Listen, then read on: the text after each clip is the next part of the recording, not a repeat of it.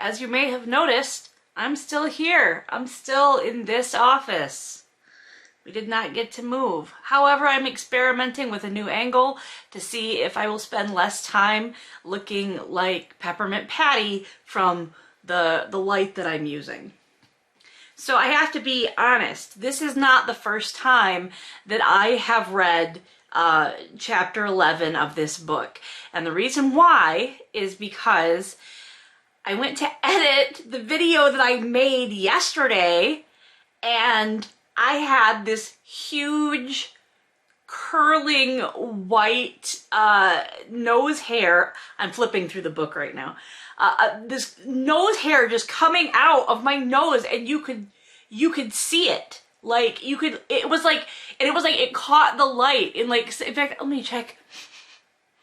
I put scissors up my nose to try to, it was bad. It was bad. Not Peppermint Patty, Marcy. Marcy is the one with the eyes that the light makes, yeah. It's Marcy.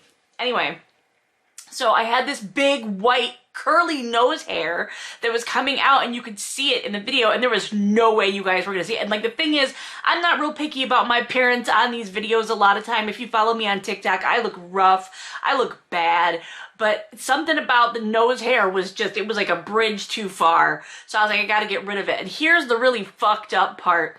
Is I saw my friends this weekend. There's no way that that just grew in on a Monday. I saw my friends on Sunday, and not one of them brought up the fact that I had a nose hair. So, like, okay, there's some bitches who are dead to me right now. Like, dead to me.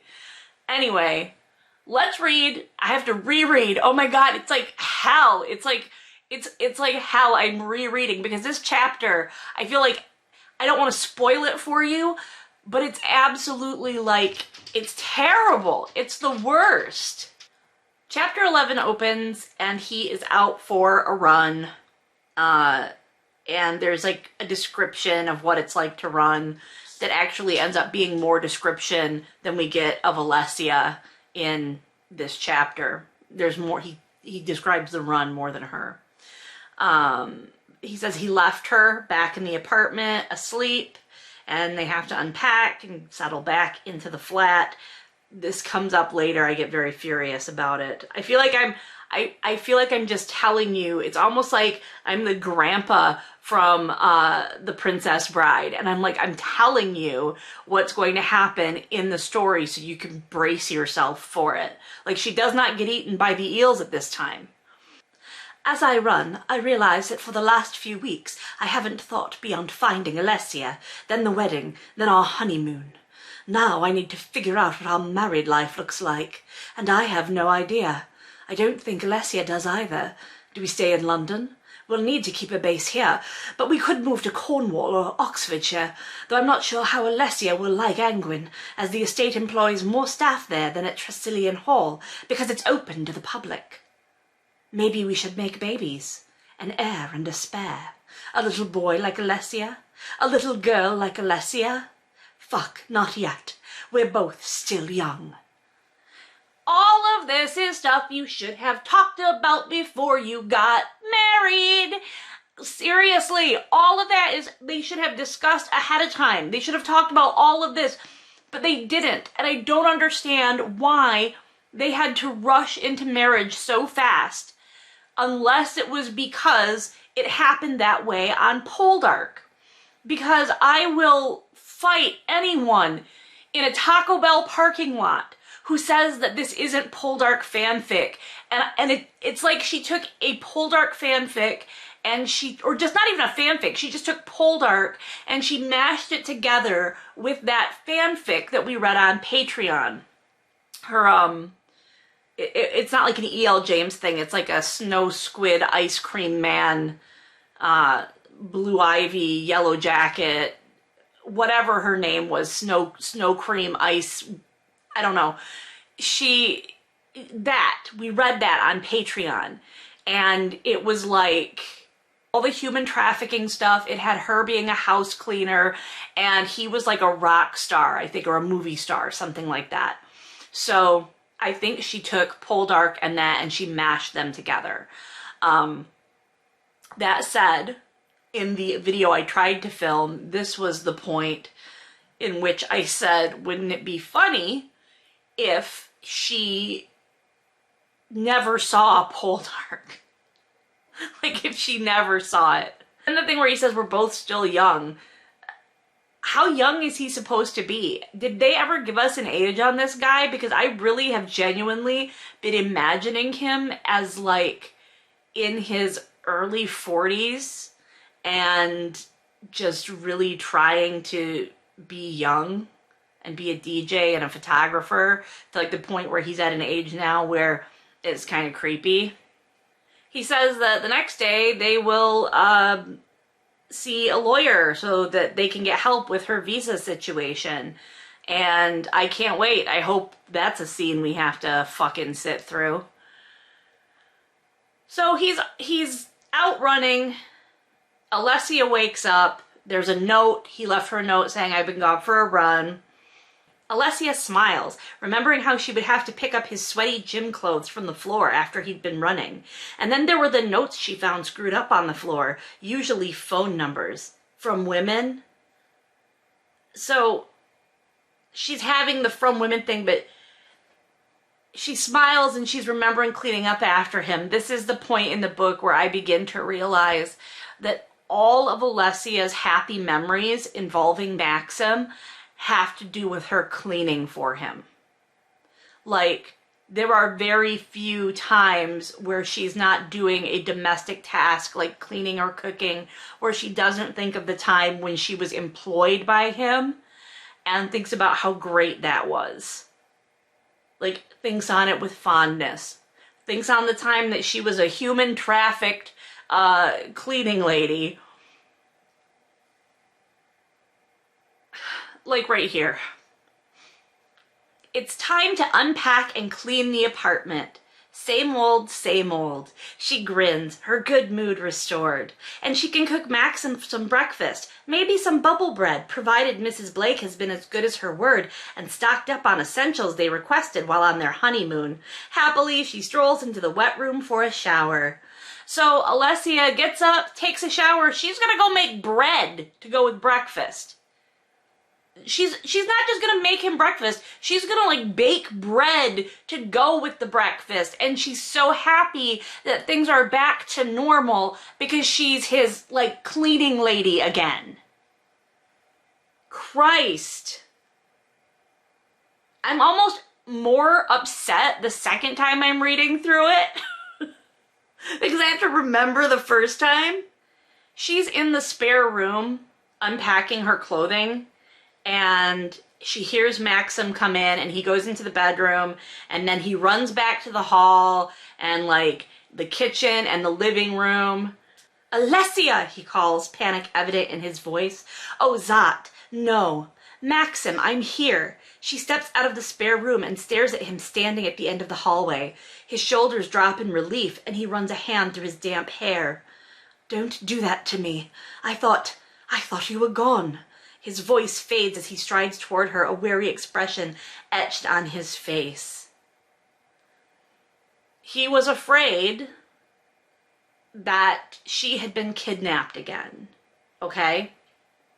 I get it. This was a traumatic thing that has happened, and so he's traumatized. She's also traumatized, you know. He blows out a breath as if he's releasing his tension, but his lips are a thin line, so she suspects he's a little annoyed too. I'm going to shower, he says sulkily, and stalks off in the direction of the bedroom, leaving Alessia wrestling with her guilt in the hallway. Oh Zot, oh Zot, oh Zot. The last thing she wants to do is upset him, but she didn't think.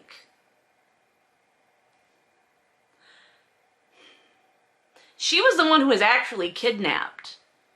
She was the one that was actually kidnapped and like thrown in a trunk and driven over international borders and was almost assaulted. She was the one that went through that trauma. His trauma was that he knew that she got kidnapped and he went and he rescued her.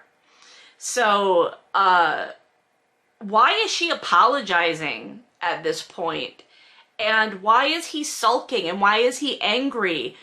that he came home, he left her in the bedroom, he came home, she wasn't there, he can't find her. I mean, did he check the bathroom? I mean, did he do any of that? No, he just starts freaking out and running around the apartment because he's so traumatized, and it's all her fault because she was in a room she shouldn't have been in, or that he didn't expect her to be in. Like, it's absolutely ridiculous. Like, and the fact that this is starting right after they've just gotten married is really creepy, because like that's when things change. That's a lot of times people are like, hey, the first time that I was abused or anything like that was after we were married. And so I'm really wondering if this character is now going to slide into Christian Grey territory, if he's going to continue to be very controlling. And there is stuff that comes later in this that seems innocuous, but through the lens of someone who has read about Christian Grey, I cannot trust that we're not going down that path. And, you know, obviously I'll point it out when we get there. One of those things is money. They haven't talked about money, and she doesn't know how to talk to him about, like, hey, if we need this thing, how do I talk to him about it and get it? She's thinking about this as she's cooking. And then obviously, because we're in her POV, we need to hear what Maxim looks like. He's leaning against the door jamb, dressed in a long-sleeve white t-shirt and his black jeans with the tear at the knee, her favorite. His hair is tousled and wet, and against his tan face, his eyes are a vibrant spring green. She inhales sharply, drinking in the sight of him. He's stunning, and hers. He takes her breath away, but his expression is unreadable, and he remains mute as his eyes pin her to a standstill. Real quick, what's Alessia's hair color? She asks him if he's mad at her, and he's like, no, I'm mad at myself because I overreacted. And then she hurries to take responsibility for the incident, saying, I should have told you that I am in the spare room. I'm here. I'm safe. He tips her chin up as his eyes sear hers. I was ... anxious. He plants a soft kiss on her lips. It's not a feeling I like. I'm sorry. I didn't think. So she's taking responsibility for the fact that he was like upset, and reassuring him that sulking and storming off is not an overreaction. It was really all her fault. Like, I'm sorry, is anybody else super uncomfortable with this? Is this at this, I mean, like, this is spooky. And the thing is, this is what is being written and marketed as a love story. Again, like with the 50 Shades of Grey thing. Now we're sliding into that territory. What makes me sad about it is the number of people that think that that's reasonable and that's how that scene should actually have gone. And that it's dramatic and romantic that it went that way. And that bugs the shit out of me. Like, if you like reading that dynamic, that's one thing, as long as you recognize that it's not healthy. But there are literally people out there who think that this is romantic, like that kind of behavior. He grasps her face between his hands and raises her lips to his. I need to know you're safe. I'm safe with you. So he can't, you know, he's doing the Christian Grey thing. You have to be safe. And she's like, well, I am safe with you. So what? She can't go anywhere. She says she needs to go out to shop for food. And he gives her the key that she had before, and says, let me know where you are. So, like, she's got to tell him where she is, where she's going. He suggests they take a quick trip to Angwin House. It's a 2-hour drive one way. So he's like, quick trip would be like 4 hours total drive time. Where do you think this is, pal? The United States? The reason that she was in the spare room, by the way, was because his closet was too full. She had to put stuff in there. But that has to be addressed because she asks him about Angwin House, and he says something about taking a trip there, and then he asks her about why she was in the spare room, and she tells him why, and then they start talking about how much property that he owns, or that the estate owns, and I'm like, why is that piece of information about why she was in the spare room stuck in there where it was? If that was important for us to know, why didn't it come after when he found her, that when she was in the spare room? Why didn't she just yell like, I'm in the spare room putting things away or whatever, and she could have come out and said that the closet was too full in the master bedroom. She asks how much land he owns, and he's like, well, we don't really own it, the estate owns it, and I'm a trustee and Marianne is a trustee, but he tries to explain basically how it works.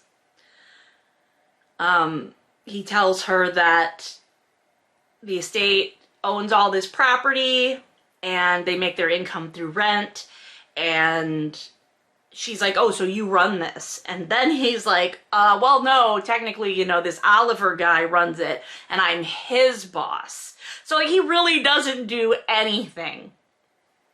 I mean, obviously, as he talks, he makes it sound like he does a lot, but it doesn't really specifically say what he does or what his role is, just that all of everything is overseen by Oliver, and he's just Oliver's boss.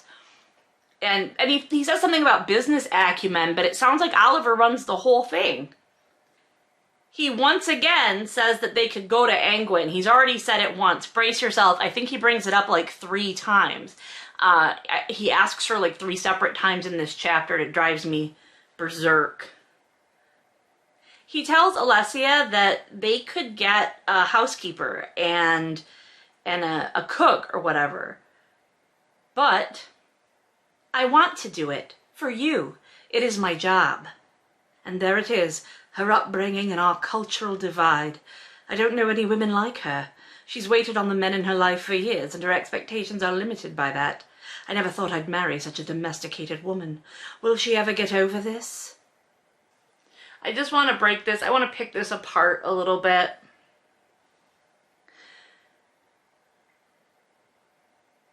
He doesn't know women like that. But his mother and his sister-in-law and his sister are all concerned that Alessia will not fulfill the stereotypical and expected role of countess. Am I getting this right? He doesn't know any women whose expectations were limited by the men in their life, or doing what the men in their life expected. And he didn't think he'd ever marry someone like that, even though he's a count, and he would have. Good Lord! Ah. But this is the BuzzFeed feminism parade, obviously, so he wants her to have options. But she doesn't want the options, okay? She doesn't want them. I do not know what I would do if I didn't cook and clean for you, she adds as she takes a bite of bubble bread and butter. The number of times this bread is referred to as bubble bread. We fucking get it, E.L. James. You learned how to bake bubble bread on your vacation in Albania. Jesus. We get it. Bubble bread. So they finally talk about what it means for her to be the countess, and she says she thinks that she'll need lessons, and he thinks about like how his mom said finishing school, and then she's like, yeah, like maybe there's a school I can go to, and she talks about how she doesn't want to let him down because she's not like born into this life, and she doesn't want to let him down, and she wants etiquette lessons. Good Lord. And then he asks her if she wants to go to Angwin again. I'll unpack. I changed the subject, irritated at that my mother was right. Afterward, we could go to Angwin. Go shopping, out for lunch, whatever you want to do. You've already asked her 2 other times if she wants to go to Angwin. And the thing is, I don't know why you're asking, because you're just gonna make her go anyway. Like, he does that. Like, he's so worried about her having options. But do you ever notice that he just says what they're gonna do and she doesn't object, and he knows that she's not going to object because that's just her personality and it's just like the way that she learned how to be. And even knowing that, he's like, oh, well, you know, it must be fine with her, you know, because she's not objecting. And he doesn't like ever ask her what she wants to do first. Like, or if he does, he asks her if she wants to do something or a different thing, like approaching a toddler. Like, would you like to help put on your shoes, or would you like to help put on your socks? Like that kind of thing. And then something interesting happens. I know, believe it or not. And once more, Alessia tries to quell her rising panic at her good fortune. When she thinks of what might have been, an image of Valeriana crosses her mind again, and her thoughts take a darker turn. Where is she? Is she okay? Could Alessia find her? I'm interested that she's thinking of this Valeriana again, or Blur, I don't know how to, yeah, it looks like Valeriana. I'm interested that she's talking about her again, because it suggests that maybe there will be some kind of plot and she will try to find out what happened to this girl and they can rescue her, and there can actually be some sort of plot beyond seeing people be mean to her for not being a countess. I'm not interested in that. I'm not interested in the drama that I know is coming with the sister-in-law. I mean, we all know that that's coming. We all know that we're going to read about Alessia being humiliated somehow. But I would really love to see some sort of plot in there that gives Alessia a personality and has her do something rather than have things happen to her. I was wrong. He asks her if she wants to go to Angwin 4 times. Because he says that he'll do the washing up, and she's like, no, I'll do it, because obviously that's her whole thing in life, and the thing that makes her happiest is cleaning up after this guy. And this isn't up for discussion. I can wash up and load a dishwasher. Let's do a surprise visit to Angwin when I'm done. 4 times! He asks her 4 times. 4 if she wants to go to Angwin. 4. Like, take a hint. Maybe she doesn't want to go, guy, because she never says that she wants to go. You've had to ask 4 times, and she's never responded any of those times. Someone in the comments on the video of chapter 10, I think it was a video of chapter 10. So, well, anyway, somebody at some point made a comment that they were glad that it was not the Cotswolds, because that's where they're from. You know, like where his estate was, where I couldn't remember if it was the Cotswolds or somewhere else, Cornwall. I have bad news for everyone in the Cotswolds. That's where Angwin is. Angwin is described as having Palladian splendor, 4 Corinthian columns, and an impressive pediment. Speaking of which, we have not heard about Maxim's impressive pediment or Corinthian column, or however we want to go with this penis analogy. We haven't heard about that yet. By the way, we don't. Spoiler alert. We don't hear anything about Maxim's dick in this one. At all. So he says that he wants to keep their visit low-key, and he hasn't warned anyone that they're coming because he doesn't want to overwhelm Alessia. So, first of all, they have to walk past the fact that there's a zoo, and let me tell you how just heartbroken I am that I can't do a Joe Exotic impression. I've tried. I cannot do a Joe Exotic impression because he has a zoo. This dude, Maxim has a zoo. Okay, it's a petting zoo, but still it's got alpacas and it's got like donkeys. So it's a petting zoo, but there aren't any goats.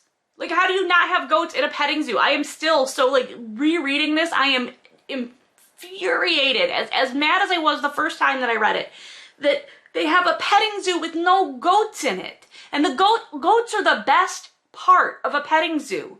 Like, they stand on each other and they go up and down those wooden ramps and their hooves, they go clickety-clop, and they have horns, and sometimes they have to put pool noodles on the horns to keep them from being naughty with their horns, like rubbing them on stuff and like wrecking things.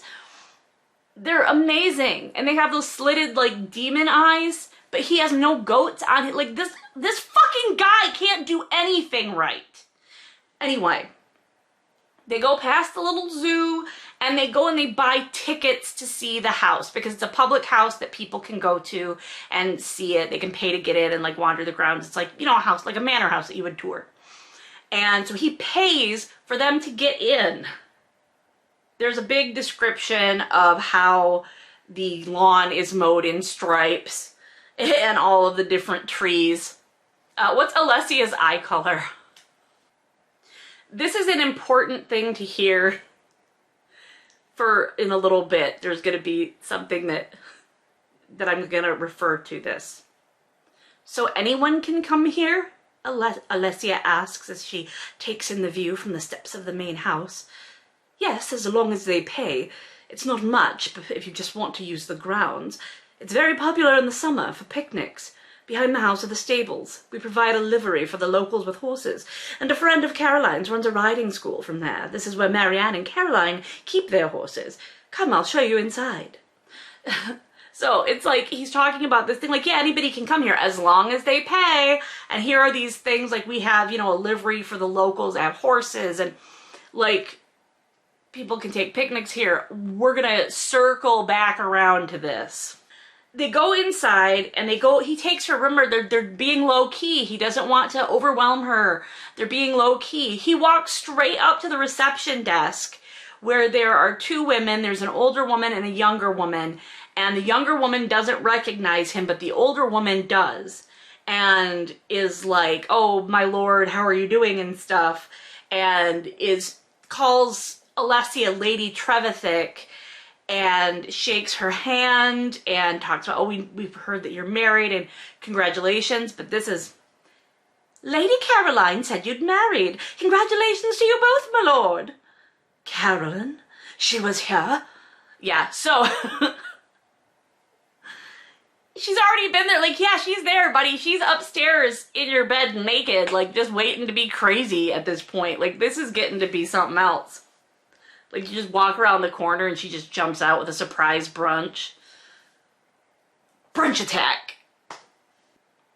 They introduce the younger woman who's like all, oh, I'm so sorry, oh, you know. And because this is an E.L. James book, you didn't tell me he was so good looking, they hear Jessica hiss at Francine. Alessia cocks a brow at Maxim and he shrugs and laughs. Because of course, every single woman is going to be attracted to Maxim and we're gonna hear about it. You remember Alessia's hair color yet? After that happens, we don't actually see the house. The only reason that we're there is for that scene. The only reason we are there is to see people fawn over Maxim and then say how handsome he is. That was it. They're in the car on the way home now. There weren't even goats at the petting zoo! So they're on the way back to London and she talks about Angwin and not living there. And he says, no, we stay occasionally. As you saw, we have an apartment in the main house, but that's it. I always think of Angwin as a historical document and an amenity for the community. It's open to the public and they can roam around the house, or they can roam the house and see how the landed gentry used to live and browse the art collection. Like, yeah, as long as they pay, right? It's an amenity to the community. It's not an amenity if they're paying for it, right? Like, it's an amenity to the community that they can come in, that the plebs can come in and roam the house and see how the other half live. Like, what the fuck? Like, I'm sorry, what in the, like, I know she had amnesia, clearly she forgot, like, Occupy Wall Street and shit like that, because what the fuck, lady? Like, this is the guy, I'm supposed to like this guy? I'm supposed to think this guy is desirable, and he's like, oh yeah, so as long as people pay, they can come into my house and roam about and see how well we live and blah, blah, blah. You know, like, what the? Oh my god. Oh my god! And then he's like, is she judging us? My family? The wealth? Shit. Is she judging me? Is she judging me for saying that people can, like, come use my land as long as they pay, but also it's an amenity and they can just see how the landed gentry live? He says, or she says, that everybody clearly at the house, like, admires Maxim and, like, talks about how they all praise him and stuff. And he's like, no, I'm like the family, you know, I'm like the family outcast or whatever. And then they switch POV and it's later at night. And we have another description of Maxim. In the glow of the little dragon, Alessia watches Maxim sleep. He's more boyish when he sleeps. Gently, she smooths his hair off his forehead and plants a tender kiss there. Remember Alessia's eye color at all? How tall is Alessia, do you think? She thinks about how, like, now she's in this family that has so much money, and she's, like, one of them. She has all of this stuff that other people don't, and, she closes her eyes to blot out the reflections wavering on the ceiling and to quell her pervading sense of guilt. That's the hook, by the way. I just wanted to bring that up because, do you remember from the first book? It was very subtly woven through it was like a motif, but it was so subtle you might have missed it. That is the Thames that makes the watery reflections on the ceiling, and they are mentioned twice in the scene there. So it does sound like she might go look for this ballerina or do something with the money. I don't know, but I've now read that chapter twice and it was infuriating every time, and I think we're going to see Maxim become more controlling, but it will be framed as being for her safety. I am concerned with how often kidnapping is used as a plot in an E.L. James book. Like, I don't know what's up with that. That was like a really popular game to play with your Barbies when you were kids, like kidnapping, you know, like, because it was dramatic and it happened on soap operas and we were all like watching our moms watch soap operas. So I don't know if that's it, but if that like is something like a universal experience, or at least a shared experience between our two cultures across the ocean. But wow, like, what a fucked up turn this has taken. Like, he is just becoming Christian Grey, and then, I mean, just, oh my god, an amenity to the community. All right, my channel is an amenity to the community, so like, subscribe, comment, ring the bell, and if you're interested in that fanfic that I mentioned, that I read, I recapped it on my Patreon, so just go to my link is in the description. And yeah, and we're reading Model Land right now. There's a bunch of different tiers, so feel free to go and check that stuff out. All right, see you next time for chapter 12, and I will clip my nose hairs ahead of time.